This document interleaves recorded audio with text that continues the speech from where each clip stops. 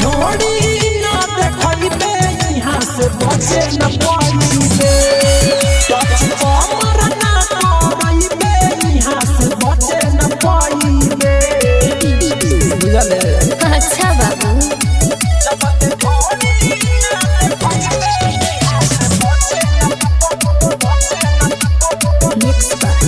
प्रदीप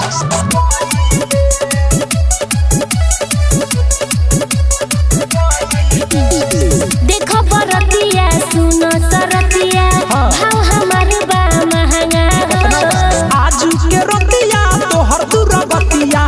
होई न साई लहंगा हो बुझले। देखो बरतिया सुनो सरतिया भाव हमारे बा महंगा आज के रतिया तोहर दुरगतिया होई न साई लहंगा हो थोड़ी मुँह जोरी में छिलाई जे हमार अच्छा तोहरा ही ना मैं करत खाना या तैयार तो सुन ले माँ जब पे ज्यादा तनी कोरा में आईबे जब ले ढोड़ी ना देखइबे यहाँ से बचे न पाइबे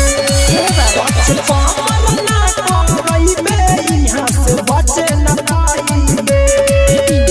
दूर रह सटना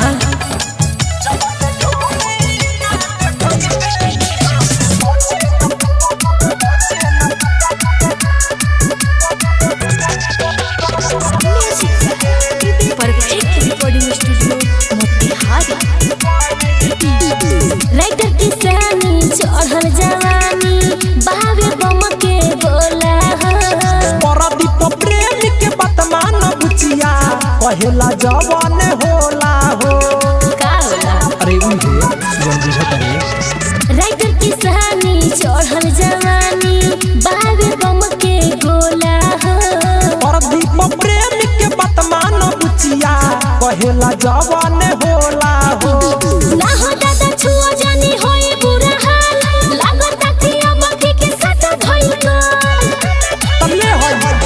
माल माल हो के ई हमा से जाईबे